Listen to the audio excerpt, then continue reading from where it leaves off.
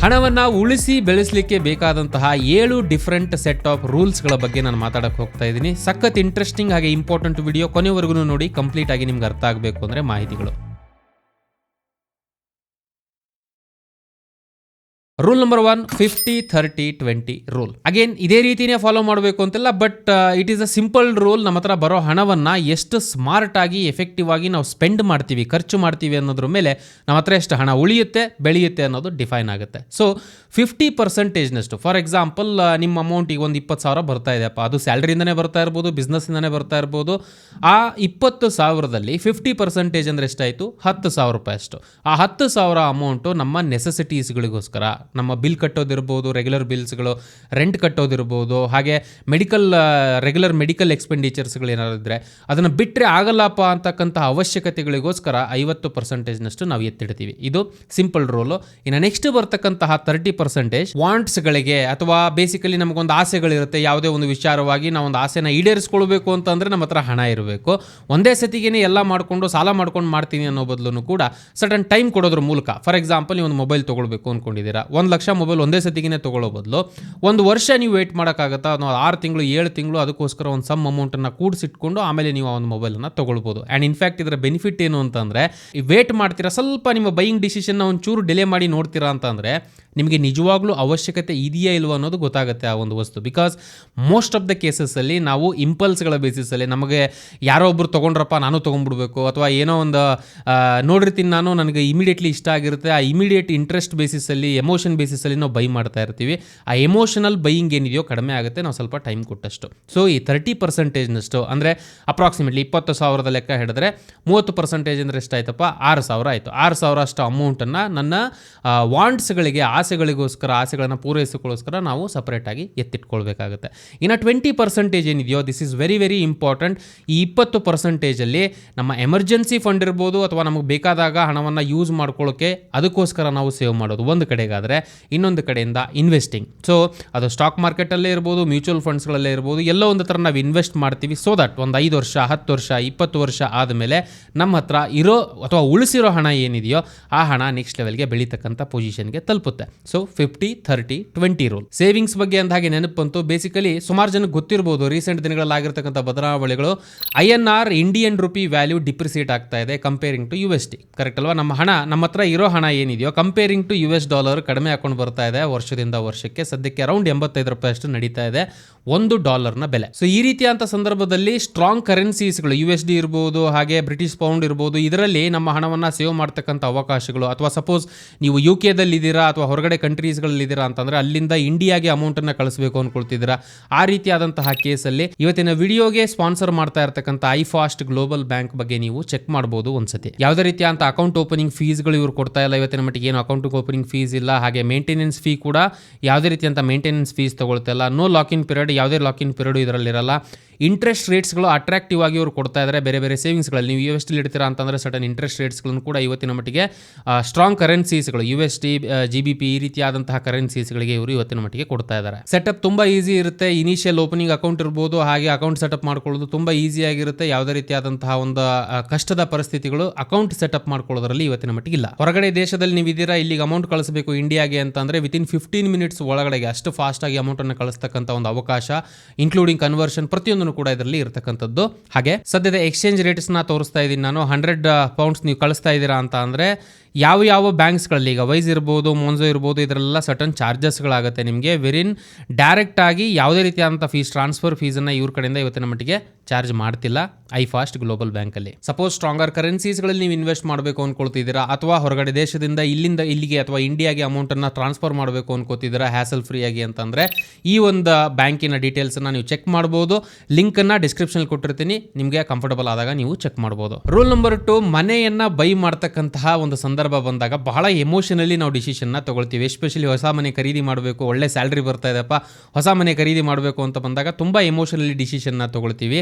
But ಇದರಲ್ಲಿ ಸಟನ್ set of ರೂಲ್ಸ್ಗಳನ್ನು ಇಟ್ಕೊಳ್ತಿರೋ ಮೂಲಕ at least ನಾವು ಆ ಒಂದು ಪರಿಸ್ಥಿತಿಯಲ್ಲಿ ಇದೀವಾ ಇಲ್ವಾ ಅಂತ ಲಾಜಿಕಲಿ ಚೆಕ್ ಮಾಡಿಕೊಂಡು ಡಿಸಿಷನ್ನ ತೊಗೊಳ್ಳೋದು ಮುಖ್ಯ. ಬಿಕಾಸ್ ಎಸ್ಪೆಷಲಿ ಹೋಮ್ ಲೋನ್ ಏನಿದೆಯೋ ನೋಡೋಕೆ ಈಸಿ ಕಾಣುತ್ತೆ ನಿಮಗೆ, ತಿಂಗಳ ರೆಂಟ್ ಬದಲು ಅದನ್ನೇ ಕಟ್ಕೊಂಡು ಹೋಗ್ಬಿಡ್ಬೋದಪ್ಪ ಅಂತ. ಬಟ್ 20 years 25 years ಎಲ್ಲ ನೀವು ಲೋನ್ ಮಾಡ್ಕೊಂಡು ಕೂತಾಗ obviously almost most of the amount ಏನಿದೆಯೋ ನಿಮ್ಮದು 20-25 ಇಯರ್ಸ್ ಅಷ್ಟೊತ್ತಿಗೆ ಒಂದು ಲಾಕ್ ಆಗಿರುತ್ತೆ. ಅಲ್ಲಿವರೆಗೂ ನಿಮ್ಮ ಮನೆ ಅಲ್ಲ ಅದು, ಇನ್ನೊಂದು ಕಡೆಯಿಂದ ಅಡಿಷನಲ್ ಆಗಿ ಇಂಟ್ರೆಸ್ಟನ್ನು ನೀವು ಕಟ್ಟಿರ್ತೀರಾ. ಸೊ ಇದಕ್ಕಿರ್ತಕ್ಕಂತಹ ರೂಲು 3-20-30 ರೂಲ್ ಅಂತ ಹೇಳ್ಬೋದು. ಸೊ 3 ಅಂದರೆ ಏನು? Very simple. ನಿಮಗೆ ಒಂದು ಸಟನ್ ಸ್ಯಾಲ್ರಿ ಬರ್ತಾ ಇದೆಯಪ್ಪ, ನಿಮ್ಮ ಹೌಸ್ ಹೋಲ್ಡ್ ಸ್ಯಾಲ್ರಿ, ನೀವು ಒಬ್ಬರೇ ದುಡಿತಾ ಇರ್ಬೋದು, ನಿಮ್ಮ ಮನೇಲಿ ಇನ್ನೊಬ್ಬರು ದುಡಿತಾ ಇರ್ಬೋದು, ಇಬ್ಬರದು ಸೇರಿಬಿಟ್ಟು ನೀವು ಹೌಸ್ ಹೋಲ್ಡ್ ಸ್ಯಾಲ್ರಿ ಅಂತ ಹೇಳ್ಬೋದಾಗುತ್ತೆ ಆ ಒಂದು ಸಂದರ್ಭದಲ್ಲಿ.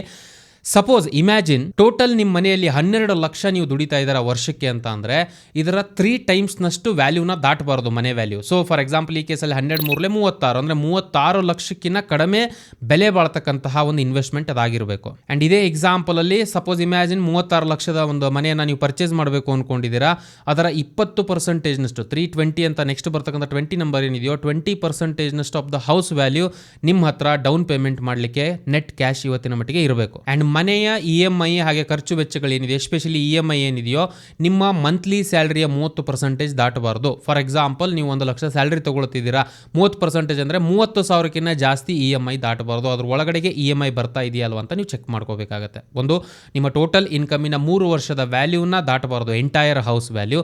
ಎರಡನೆಯದು, ಮನೆಯ ಟೋಟಲ್ ವ್ಯಾಲ್ಯೂವಿನ 20% ನಿಮ್ಮ ಹತ್ರ ಇರಬೇಕು ನೆಟ್ ಕ್ಯಾಶ್ ಆಗಿ ಆಸ್ ಅ ಡೌನ್ ಪೇಮೆಂಟ್ ಕೊಡ್ತೀರಾ ಅಂತ ಅಂದರೆ, ಹಾಗೆ 30% ನಿಮ್ಮ ಸ್ಯಾಲ್ರಿಯ ಅದಕ್ಕಿಂತ ಜಾಸ್ತಿ EMI ರೀಚ್ ಆಗಬಾರ್ದು ಅಮೌಂಟು. ಸೊ ಈ ಕಂಡೀಷನ್ಸ್ಗಳು ದ ಥಿಂಗ್ ಈಸ್ ಯಾವಾಗಲೂ ಹಿಂಗೆ ಇರುತ್ತಾ, ಒಂಚೂರು ಹೆಚ್ಚು ಕಡಿಮೆ ನಡೆಯುತ್ತೆ. ಬಟ್ ತೀರಾ ಇದನ್ನು ಬಿಟ್ಟು ಈಗ ನಿಮ್ಮ ಓವರ್ ಆಲ್ ಇಯರ್ಲಿ ಸ್ಯಾಲ್ರಿ ಇರೋದೇ 10 ಲಕ್ಷ, ನೀವು ಮನೆ ತೊಗೊಳ್ತಾ ಇರೋ ವ್ಯಾಲ್ಯೂ 50-60 ಲಕ್ಷದ್ದು ಅಂತ ಅಂದರೆ ಒಂದಕ್ಕೊಂದಕ್ಕೆ ಮ್ಯಾಚ್ ಆಗಲ್ಲ. ಆ್ಯಂಡ್ ನಿಮಗೆ ಫಿನಾನ್ಷಿಯಲಿ ಬರ್ಡನ್ ಆಗ್ತಕ್ಕಂಥ ಪಾಸಿಬಿಲಿಟಿ ಇರುತ್ತೆ. either ನಿಮ್ಮ ಇನ್ಕಮನ್ನು ಜಾಸ್ತಿ ಮಾಡ್ಕೋಬೇಕು, ಇಲ್ಲ ಅಂದರೆ ನಿಮ್ಮ ಓವರ್ ಆಲ್ ಒಂದು ಡಿಸಿಷನ್ ಏನಿದೆಯೋ ಸ್ವಲ್ಪ ನೆಕ್ಸ್ಟ್ ಲೆವೆಲ್ಗೆ ಪೋಸ್ಟ್ಪೋನ್ ಮಾಡ್ತಕ್ಕಂಥದ್ದು ಸೂಕ್ತ. ಈ ರೀತಿ ಅಂತ ಸಂದರ್ಭದಲ್ಲಿ ಈ ರೂಲ್ ನಮಗೆ ಆ ಒಂದು ವಿಷಯದಲ್ಲಿ ಹೆಲ್ಪ್ ಆಗುತ್ತೆ. ನೆಕ್ಸ್ಟ್ ಬರ್ತಕ್ಕಂತಹ rule car purchasing rule. Car is also an emotion. Car ತಗೊಳ್ಳೇಬೇಕು ಅಂತ ಅನ್ಸುತ್ತೆ, ಎಸ್ಪೆಷಲಿ ಸ್ಯಾಲ್ರಿ ಚೆನ್ನಾಗಿ ಬಂದ ತಕ್ಷಣ ಇಮಿಡಿಯೇಟ್ಲಿ ಹೋಗೋದೇ ನಮ್ದು ಕಾರಿನ ಕಡೆಗೆ ಜ್ಞಾನ ಹೋಗುತ್ತೆ. ಸೊ ಕಾರನ್ನ ನೀವು ಪರ್ಚೇಸ್ ಮಾಡಬೇಕು ಅಂತಂದ್ರೆ ಫಸ್ಟ್ ಆಫ್ ಆಲ್ ನಿಜವಾಗ್ಲೂ ನಮಗೆ ಅವಶ್ಯಕತೆ ಇದೆಯಾ? ಬಿಕಾಸ್ ಸುಮಾರು ಸತಿ ಏನಾಗುತ್ತೆ, ನನ್ನ ಫ್ರೆಂಡ್ ಹತ್ರ ಇದೆಯಪ್ಪ, ನನ್ನ ಹತ್ರ ಇಲ್ಲ ಅಂತಕ್ಕಂಥ ಒಂದು ವಿಚಾರದಲ್ಲಿ ನಾವು ತಗೊಳ್ತೀವಿ. ಎಮರ್ಜೆನ್ಸಿ ರಿಕ್ವೈರ್ಮೆಂಟ್ ಕಾರಿನ ಅವಶ್ಯಕತೆ ಇದೆ, but super luxurious car SUV ಅದನ್ನೆಲ್ಲ ತಗೊಳ್ಬೇಕು ಅಂತಂದಾಗ ಮೋಸ್ಟ್ ಆಫ್ ದ ಕೇಸಸ್ಸಲ್ಲಿ ನಾವು ಎಮೋಷನಲ್ ಡಿಸಿಷನ್ನ ತೊಗೊಳ್ತೀವಿ, ಹಣಕಾಸಿನ ವಿಚಾರಗಳನ್ನ ಲೆಕ್ಕಕ್ಕೆ ಇಟ್ಕೊಳ್ಳೋದೇನೆ. ಸೊ ಹಾಗಾಗಿ ಕಾರನ್ನ ನೀವು ಪರ್ಚೇಸ್ ಮಾಡ್ತಿದ್ದೀರಾ, ನಿಮಗೆ SUVನೇ ಬೇಕಾ ತೊಗೊಳ್ಳಿ, ಬಟ್ ನಿಮ್ಮ ಹಣಕಾಸಿನ ವ್ಯವಸ್ಥೆಗೆ ಅದು ಮ್ಯಾಚ್ ಆಗುತ್ತಾ ಅಂತಕ್ಕಂಥ ಅರ್ಥ ಮಾಡ್ಕೊಳ್ಳೋದು ವೆರಿ ವೆರಿ ಇಂಪಾರ್ಟೆಂಟ್ ಆಗುತ್ತೆ. ಸೊ ಈ ವಿಚಾರದಲ್ಲಿ 23-10 ರೂಲನ್ನು ನೀವು ಅಪ್ಲೈ ಮಾಡ್ಬೋದು. ಏನಪ್ಪ ಹೀಗಾದರೆ? Very simple. 20% ಡೌನ್ ಪೇಮೆಂಟ್ ನಿಮ್ಮ ಹತ್ರ ಇರಬೇಕು. ನೀವು ಒಂದು 20 ಲಕ್ಷದ ಕಾರ್ ತೊಗೋತಿದ್ದೀರಾ ಅಥವಾ ಒಂದು 10 ಲಕ್ಷದ ಕಾರ್ ತೊಗೋತಿದ್ದೀರಾ ಅನ್ಕೊಳ್ಳೋಣ, 2 ಲಕ್ಷದಷ್ಟು ಅಮೌಂಟು ನಿಮ್ಮ ಹತ್ರ ರೆಡಿ ಇರಬೇಕು ಡೌನ್ ಪೇಮೆಂಟ್ಗೆ ಅಥವಾ ಇನಿಷಿಯಲ್ ಪೇಮೆಂಟನ್ನು ಕೊಡಲಿಕ್ಕೆ. ಇದು ಒಂದು ಕಡೆಗಾದರೆ, ಇನ್ನೊಂದು ಕಡೆಯಿಂದ ಬರೋದು 3 ವರ್ಷದ ಮೇಲೆ ನಿಮ್ಮ EMI ಅನ್ನು ದಾಟಿಸೋಕೆ ಹೋಗಬೇಡಿ. ಸೊ ನೀವು ಕಾರ್ ತೊಗೋತಿದ್ದೀರಾ, 8 ವರ್ಷ 10 ವರ್ಷ ಎಲ್ಲ ಹೇಳ್ತಾರೆ, ಈಸಿಯಾಗಿ ತೊಗೊಂಡ್ಬಿಡೋಣ ಬಿಡಪ್ಪ ಅಂತಕ್ಕಂಥ ಇಂಟೆನ್ಷನ್ ಬೇಡ. 3 ವರ್ಷದಲ್ಲೇ ಕ್ಲಿಯರ್ ಮಾಡ್ಲಿಕ್ಕೆ ಪ್ರಯತ್ನ ಪಡಿ. ಮ್ಯಾಕ್ಸ್ ಟು ಮ್ಯಾಕ್ಸ್ 5 ವರ್ಷಕ್ಕೆ ಪುಷ್ ಮಾಡ್ಬೋದು ಅಷ್ಟೇ. ಆ್ಯಂಡ್ ವೆರಿ ಇಂಪಾರ್ಟೆಂಟ್ಲಿ ಲಾಸ್ಟಲ್ಲಿ ಬರ್ತಕ್ಕಂಥ ರೂಲ್ ಏನಿದೆಯೋ,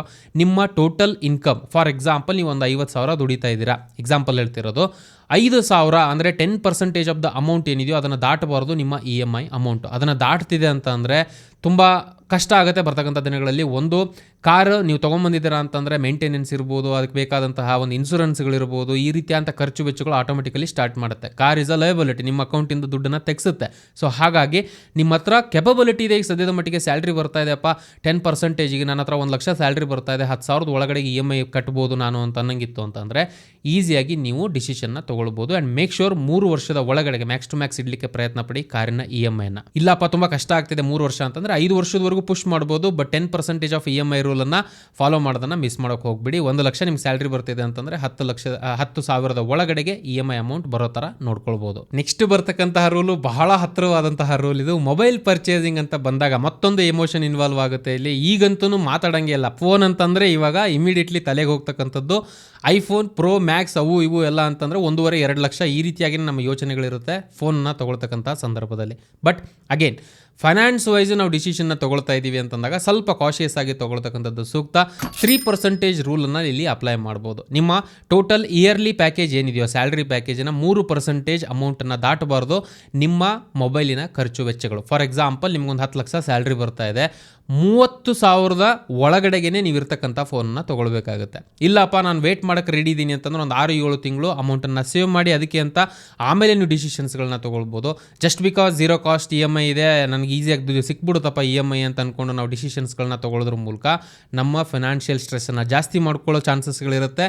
ಮೇಕ್ ಶ್ಯೂರ್ ನಿಮಗೆ ಈ ಅಮೌಂಟ್ ಬರ್ತಾ ಇದೆ, ಇಷ್ಟು ಸ್ಯಾಲ್ರಿ ಇದೆ, ಅದರ 3% ವರ್ಷದ ಸ್ಯಾಲ್ರಿಯ 3% ದಾಟಬಾರದು ಮೊಬೈಲ್ಗೆ ನಾವು ಕೊಡ್ತಕ್ಕಂತಹ ಬೆಲೆ. 5ನೇಯ money rule, very important. Insurance rule, ಇದಕ್ಕೆ ಸ್ಪೆಸಿಫಿಕ್ ಪರ್ಸೆಂಟೇಜ್ ಅಂತ ಇಲ್ಲ, ನಿಮ್ಮ ಸದ್ಯದ ಫೈನಾನ್ಷಿಯಲ್ ಕಂಡೀಷನ್ಸ್ ಬೇಸಿಸ್ ಅಲ್ಲಿ ಸರ್ಟನ್ ವಿಷಯಗಳಿಗೆ, ಎಮರ್ಜೆನ್ಸೀಸ್ಗಳಿಗೆ ನೀವು ಪ್ರಿಪೇರ್ ಆಗ್ತಕ್ಕಂಥದ್ದು ಸೂಕ್ತ. ಸೊ ಇದರಲ್ಲಿ ಬರ್ತಕ್ಕಂತಹ ಮೊದಲನೇ ಇನ್ಶೂರೆನ್ಸ್ ಟರ್ಮ್ ಇನ್ಶೂರೆನ್ಸ್ ಅಂತ ಹೇಳ್ತೀವಿ. ಬೇಸಿಕಲಿ ಟರ್ಮ್ ಅಂದ್ರೆ ಏನು, ಈಗ ನಾವು ಇದೀವಪ್ಪ, ನಾವು ಮನೇಲಿ ದುಡಿತಾ ಇದೀವಿ, ನಾವು ಇಲ್ಲದೆ ಇರತಕ್ಕಂಥ ಸಿಚುವೇಶನ್ ಅಲ್ಲಿ ನಮ್ಮ ಫ್ಯಾಮಿಲಿಗೆ ಒಂದು ಸೆಕ್ಯೂರಿಟಿ ಇರುತ್ತೆ. ಟರ್ಮ್ ಅಂದ್ರೆ ಬೇಸಿಕಲಿ ನಾವು ತೀರ್ಕೊಂಡ ಮೇಲೆ ನಾವು ಯಾರನ್ನ ನಾಮಿ ಮಾಡಿರ್ತೀವೋ ಅವ್ರಿಗೆ ಆ ಅಮೌಂಟ್ ತಲುಪುತ್ತೆ, ಕರೆಕ್ಟಾ? ಸೊ ಇದರಿಂದ ಏನೂ ರಿಟರ್ನ್ ಬರಲ್ಲ. ಸುಮಾರು ಜನ ಏನು ಅನ್ಕೊಳ್ತಾರೆ, ಟರ್ಮ್ ಇನ್ಶೂರೆನ್ಸ್ ಏನಕ್ಕೆ ಮಾಡಿಸ್ಬೇಕು, ರಿಟರ್ನ್ ಏನಿಲ್ವಲ್ಲ ಅದರಿಂದ ಅಂತ ಹೇಳ್ಕೊಂಡು. ಬಟ್ ಕಡಿಮೆ ಪ್ರೀಮಿಯಂ ಅಲ್ಲಿ ತುಂಬ ಒಂದು ದೊಡ್ಡ ಅಮೌಂಟ್ ಅನ್ನ ನೀವು ಇನ್ಶೂರೆನ್ಸ್ ಮಾಡಿಸಬಹುದು ನಿಮ್ಮ ಮೇಲೆ ಡಿಪೆಂಡ್ ಆಗಿರ್ತಕ್ಕಂಥವ್ರಿಗೆ. ಯೂಶುವಲಿ ನಿಮ್ಮ ಇಯರ್ಲಿ ಸ್ಯಾಲ್ರಿಯ 10 ಟೈಮ್ಸ್ ನಷ್ಟು ನೀವು ಸಮ್ ಅಶ್ಯೂರೆನ್ಸ್ನ ಹೊಂದಿರತಕ್ಕಂಥದ್ದು ಸೂಕ್ತ. ಎಸ್ಪೆಷಲಿ ನೀವು ಮನೆಯಲ್ಲಿ ಬ್ರೆಡ್ ಅರ್ನರ್, ನಿಮ್ಮಿಂದಾನೇ ಮನೆ ನಡೀತಾ ಇದೆ ಅಂತ ಅಂದರೆ, ಸೇ ಫಾರ್ ಎಕ್ಸಾಂಪಲ್ ನೀವು ಒಂದು 5 ಲಕ್ಷ ದುಡಿತಾ ಇದ್ದಾರಪ್ಪ, ವರ್ಷಕ್ಕೆ ನಿಮ್ಗೆ 5 ಲಕ್ಷ ಸ್ಯಾಲ್ರಿ ಪ್ಯಾಕೇಜ್ ಇದೆ ಅಂತ ಅಂದರೆ 10 ಟೈಮ್ಸ್ ಅಂದರೆ ಎಷ್ಟಾಯಿತು, 50 ಲಕ್ಷದ ಪ್ರೀಮಿಯಮನ್ನು ನೀವು ಹೊಂದತಕ್ಕಂಥದ್ದು ಸೂಕ್ತ in terms of the term insurance. ನಿಮಗೋಸ್ಕರ ಅಲ್ಲ, ನಿಮ್ಮನ್ನು ನಂಬ್ಕೊಂಡಿರ್ತಕ್ಕಂಥವ್ರಿಗೆ. ಆ್ಯಂಡ್ ನೆಕ್ಸ್ಟ್ ಬರೋದು ಹೆಲ್ತ್ ಇನ್ಶೂರೆನ್ಸ್. ನಿಮಗೆ ಹಾಗೆ ನಿಮಗೆ ಸಂಬಂಧಪಟ್ಟಿರ್ತಕ್ಕಂಥವ್ರಿಗೆ ಏನೇ ಒಂದು ಹೆಲ್ತ್ ಇಶ್ಯೂಸ್ಗಳಾದ್ರೂ ಕೂಡ ಇವತ್ತಿನ ಮಟ್ಟಿಗೆ this is very important. At least 10 ಲ್ಯಾಕ್ನಷ್ಟು ಸಮ್ ಇನ್ಶೂರೆನ್ಸ್ ಇರತಕ್ಕಂಥ ಹೆಲ್ತ್ ಇನ್ಶೂರೆನ್ಸನ್ನು ತಗೊಳ್ತಕ್ಕಂಥದ್ದು ಸೂಕ್ತ. ಆ್ಯಂಡ್ ಇದರಲ್ಲಿ ನೆಕ್ಸ್ಟ್ ಬರೋದು ಎಮರ್ಜೆನ್ಸಿ ಫಂಡ್ ಅಂತ ಹೇಳ್ತೀವಿ ಹಣಕಾಸಿನ ವಿಚಾರವಾಗಿ. ಅಂದರೆ ಈಗ ಸಡನ್ನಾಗಿ ಏನೋ ಒಂದು ರಿಪೇರಿ ಬಂತು ಅಥವಾ ಒಂದು ಮೆಡಿಕಲ್ ಎಮರ್ಜೆನ್ಸಿನೇ ಬಂತು ಅಂತ ಅನ್ಕೊಳ್ಳೋಣ, ನಮ್ಮ ಹತ್ರ ಆಲ್ರೆಡಿ ಇನ್ಶೂರೆನ್ಸ್ ಇದೆ, ಬಟ್ ಇಮಿಡಿಯೇಟ್ಲಿ ಹಣ ಬೇಕು ಅಂತಂದರೆ ಅವ್ರು ಇವ್ರ ಹತ್ರ ಕೇಳೋ ಬದಲು ನಾವು ಒಂದು ಸಮ್ ಅಮೌಂಟನ್ನು as an emergency fund build ಮಾಡಿರ್ತಕ್ಕಂಥದ್ದು ಸೂಕ್ತ. ಅದನ್ನು ನಾವು FDಲೇ ಇರ್ಬೋದು ಅಥವಾ ಸೇಫೆಸ್ಟ್ ಮ್ಯೂಚುವಲ್ ಫಂಡ್ಸ್ಗಳಲ್ಲಿ ಸೇವ್ ಮಾಡ್ತಕ್ಕಂಥದ್ದು ಸೂಕ್ತ. ಅಟ್ಲೀಸ್ಟ್ ಒಂದು 6 ತಿಂಗಳಿಂದ 12 ತಿಂಗಳ ಅಮೌಂಟ್ ಏನಿದೆ ನಿಮ್ಮ ಸ್ಯಾಲ್ರಿಯ ಅಮೌಂಟ್, ಅದನ್ನು ನೀವು ಒಂದು ಎಮರ್ಜೆನ್ಸಿ ಫಂಡ್ ಆಗಿ ಫಸ್ಟ್ ಲೆವೆಲಲ್ಲಿ ಬಿಲ್ಡ್ ಮಾಡ್ತಕ್ಕಂಥದ್ದು very important. Say for example ಮಂತ್ಲಿಗೆ ನಿಮ್ಗೆ ಒಂದು 50,000 ಬರ್ತಾ ಇದೆಪ್ಪ ಸಂಬಳ ಅಂತ ಅನ್ಕೊಳ್ಳೋಣ, ಎಕ್ಸಾಂಪಲ್ಗೆ ಹೇಳ್ತಾ ಇರೋದು. ಸೊ 50,000 ಇಂಟು 6 ಎಷ್ಟಾಯಿತು, 3 ಲಕ್ಷ. 3 ಲಕ್ಷದಷ್ಟು ಅಮೌಂಟನ್ನು ಒಂದು ಸಪ್ರೇಟ್ ಎಮರ್ಜೆನ್ಸಿ ಫಂಡ್ ಮಿನಿಮಮ್ ನೀವು ಇಷ್ಟನ್ನ ಇಟ್ಕೊಳ್ತಕ್ಕಂಥದ್ದು ಸೂಕ್ತ. ಈ ಎಮರ್ಜೆನ್ಸಿ ಫಂಡ್ ಬಿಲ್ಡ್ ಆಗೋವರೆಗೂ, this is an important point, emergency fund build ಆಗೋವರೆಗೂ 20% ಇನಿಷಿಯಲ್ ಏನು ಮಾತಾಡಿದ್ವಲ್ಲ ನಾವು, ಆ ಒಂದು 20% ಅಮೌಂಟನ್ನು ಎಮರ್ಜೆನ್ಸಿ ಫಂಡ್ಗೆ ನೀವು ಪುಷ್ ಮಾಡ್ತಿರ್ತೀರಾ, ಇನ್ವೆಸ್ಟ್ಮೆಂಟ್ ಮಾಡಲ್ಲ. ಒಂದು ಸತಿ ಎಮರ್ಜೆನ್ಸಿ ಫಂಡ್ ಬಿಲ್ಡ್ ಆಯಿತಾ, ಒಂದು ಸೇಫರ್ ಕಡೆಗೆ ನೀವು ಅದನ್ನು ಪಾರ್ಕ್ ಮಾಡಿದ್ರ ಮ್ಯೂಚುವಲ್ ಫಂಡ್ಗಳಲ್ಲಿ ಅಥವಾ ಸೇಫ್ FDಗಳಲ್ಲಿ ಎಲ್ಲೋ ಒಂದು ಹತ್ರ ಇಮಿಡಿಯೇಟ್ ಹಣ ಸಿಗ್ತಕ್ಕಂಥ ಸಿಚುವೇಷನಲ್ಲಿ ಇರಬೇಕು, ಹಾಗೆ ಸೇಫ್ಟಿ ಜಾಸ್ತಿ ಇರಬೇಕು, ಹೈಯರ್ ರಿಸ್ಕ್ ಇರೋ ಹತ್ರ ಇನ್ವೆಸ್ಟ್ ಮಾಡಬಾರ್ದು. This is a basic rule emergency ಫಂಡ್ಗೆ.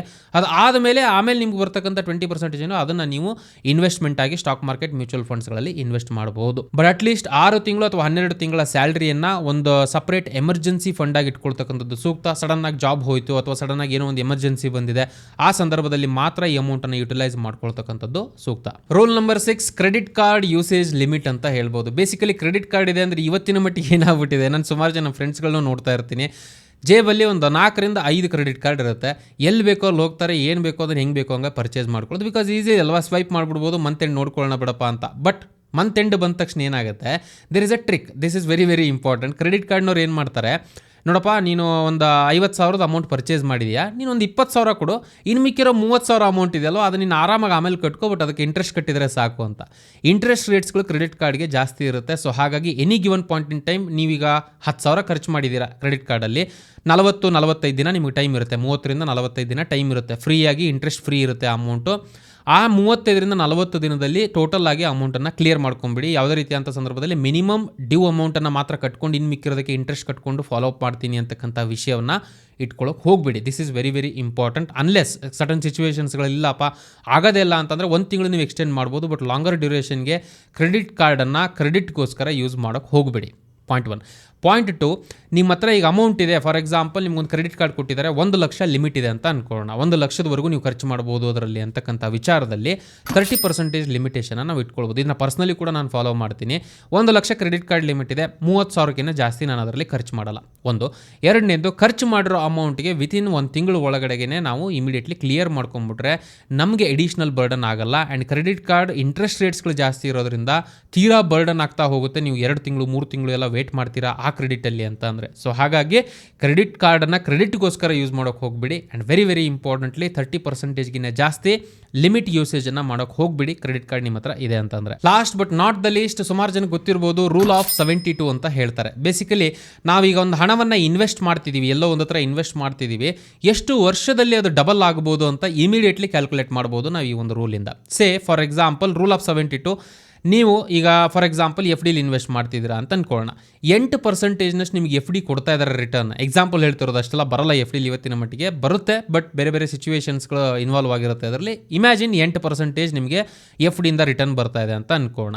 72 ಈ number constant divided by expected return. 8%ನಷ್ಟು ವರ್ಷಕ್ಕೆ ನೀವು ರಿಟರ್ನ್ ತೆಗಿತೀರಾ ಅಂದರೆ ನೆಕ್ಸ್ಟ್ 9 ವರ್ಷ ನಿಮ್ಗೆ ಟೈಮ್ ತಗೊಳುತ್ತೆ ನಿಮ್ಮ ಹತ್ರ ಇರತಕ್ಕಂಥ ಹಣ ಡಬಲ್ ಆಗಲಿಕ್ಕೆ. ಅದೇ ಇಮ್ಯಾಜಿನ್ ನೀವು ಆ ಒಂದು ಹಣವನ್ನು ಸ್ಟಾಕ್ ಮಾರ್ಕೆಟಲ್ಲಿ ಇನ್ವೆಸ್ಟ್ ಮಾಡಿದ್ದೀರಾ. ಸೋ ಫಾರ್ ಸೇಫರ್ ಅಥವಾ ಒಂದು ಬ್ರಾಡರ್ ಇಂಡೆಕ್ಸ್ಗಳಾಗಿರ್ತಕ್ಕಂಥ ನಿಫ್ಟಿ 50 ಇದೆಲ್ಲ 13-14% ರಿಟರ್ನ್ ಕೊಟ್ಟಿದೆ. ಇಮ್ಯಾಜಿನ್ 13%ನಷ್ಟು ಎಕ್ಸ್ಪೆಕ್ಟೆಡ್ ರಿಟರ್ನ್ ನಾವು ಹಿಡ್ಕೊಳ್ತೀವಿ ಅಂತಂದರೆ ನೆಕ್ಸ್ಟ್ 5.5 ವರ್ಷದಲ್ಲಿ ನಿಮ್ಮ ಹತ್ರ ಇರೋ ಹಣ ಡಬಲ್ ಆಗ್ತಕ್ಕಂತಹ ಪಾಸಿಬಿಲಿಟಿ ಇರುತ್ತೆ. ರೂಲ್ ಆಫ್ 72ನ ಯೂಸ್ ಮಾಡ್ಕೊಳ್ಳೋದ್ರ ಮೂಲಕ ಎಷ್ಟು ವರ್ಷದಲ್ಲಿ ಹಣವನ್ನು ಡಬಲ್ ಆಗುತ್ತೆ ಅಂತ ಈಸಿಯಾಗಿ ಕ್ವಿಕ್ ಆಗಿ ಕ್ಯಾಲ್ಕುಲೇಟ್ ಮಾಡಬಹುದು. ಇದೇ 7 ಡಿಫರೆಂಟ್ ರೂಲ್ಸ್ಗಳು. ಇದೇ ರೀತಿನೇ ಫಾಲೋ ಮಾಡಬೇಕು ಅಂತೇನಿಲ್ಲ. ನಿಮ್ಮ ಪ್ರೆಸೆಂಟ್ ಫೈನಾನ್ಷಿಯಲ್ ಪರಿಸ್ಥಿತಿಗೆ ಅನುಗುಣವಾಗಿ ಇದನ್ನ ಬದಲು ಮಾಡ್ಕೊಳ್ಬಹುದು ನೀವು. ಬಟ್ ತೀರಾ ವೇರಿಯೇಷನ್ಸ್ ಮಾಡಿಕೊಂಡ್ರೆ ಆಬ್ವಿಯಸ್ಲಿ ಫೈನಾನ್ಷಿಯಲ್ ಸ್ಟ್ರಗಲ್ಸ್ಗಳು ಜಾಸ್ತಿ ಆಗುತ್ತೆ. ಸೊ ಅದನ್ನ ನಾವು ಮ್ಯಾನೇಜ್ ಮಾಡ್ಕೊಳ್ಳೋ ಥರ ಸಿಚುವೇಶನ್ಸ್ಗಳನ್ನ ನಾವು ಈ ರೀತಿಯಂಥ ರೂಲ್ಸ್ಗಳನ್ನ ಇಟ್ಕೊಳ್ಳೋದ್ರ ಮೂಲಕ ಕ್ವಿಕ್ ಆಗಿ ಕ್ಯಾಲ್ಕುಲೇಟ್ ಮಾಡಿಕೊಂಡು ಎಫೆಕ್ಟಿವ್ ಡಿಸಿಷನ್ಸ್ಗಳನ್ನ ತಗೊಳ್ಬಹುದು. ಐ ಹೋಪ್ ನಾನು ಇಲ್ಲಿವರೆಗೂ ಕೊಟ್ಟಿರ್ತಕ್ಕಂಥ ಮಾಹಿತಿಗಳು ನಿಮಗೆ ಇಷ್ಟ ಆಗಿದೆ ಅಂತ ಅನ್ಕೋತೀನಿ. ಏನಾದರೂ ಡೌಟ್ಸ್ಗಳು ಅಥವಾ ಏನಾದರೂ ಕನ್ಫ್ಯೂಷನ್ಸ್ಗಳಿದ್ರೆ ಕಮೆಂಟ್ ಮೂಲಕ ತಿಳಿಸಿ, ಅಥವಾ ಸಲಹೆಗಳಿದ್ರೂ ಕಮೆಂಟ್ ಮೂಲಕ ತಿಳಿಸಿ. ಬರ್ತಕ್ಕಂತಹ ದಿನಗಳಲ್ಲಿ ನಾನು ಕವರ್ ಮಾಡಲಿಕ್ಕೆ ಪ್ರಯತ್ನ ಪಡ್ತೀನಿ ಬೇರೆ ವಿಡಿಯೋಸ್ಗಳಲ್ಲಿ. ಆ್ಯಂಡ್ ವೆರಿ ಇಂಪಾರ್ಟೆಂಟ್ಲಿ ಐಫಾಸ್ಟ್ ಗ್ಲೋಬಲ್ ಬ್ಯಾಂಕಿನ ಡೀಟೇಲ್ಸ್ ಏನಿದೆಯೋ ಅದರ ಲಿಂಕನ್ನು ಡಿಸ್ಕ್ರಿಪ್ಷನಲ್ಲಿ ಕೊಟ್ಟಿರ್ತೀನಿ ನಾನು. ಆಮೇಲೆ ನೀವು ಚೆಕ್ ಮಾಡ್ಬೋದು. ಇನ್ ಕೇಸ್ ನೀವೇನಾದರೂ ಆಸಕ್ತಿ ಇದ್ರೆ ಓವರ್ಸೀಸ್ ಇದ್ರೆ ಅದನ್ನು ನೋಡಬೇಕು ಅಂತ ನನಗಿದ್ರೆ ನೀವು ಆಮೇಲೆ ಚೆಕ್ ಮಾಡ್ಬೋದು. ಆದಷ್ಟು ಬೇಗ ಫೈನಾನ್ಷಿಯಲ್ ವಿಚಾರದಲ್ಲಿ ನೀವು ಬೆಳೀಲಿ. ಆಲ್ರೆಡಿ ಬೆಳೆದಿದ್ರೆ ಇನ್ನೂ ನೆಕ್ಸ್ಟ್ ಲೆವೆಲ್ಗೆ ಬೆಳೀಲಿ ಅಂತ ಆಶಿಸ್ತಾ ಈ ವಿಡಿಯೋನ ಇಲ್ಲಿಗೆ ಕನ್ಕ್ಲೂಡ್ ಮಾಡ್ತಾ ಇದ್ದೀನಿ. ಮತ್ತೆ ನಿಮಗೆ ನೆಕ್ಸ್ಟ್ ವಿಡಿಯೋದಲ್ಲಿ ಸಿಗ್ತೀನಿ. ಅಲ್ಲಿವರೆಗೂ ಜೈ ಹಿಂದ್.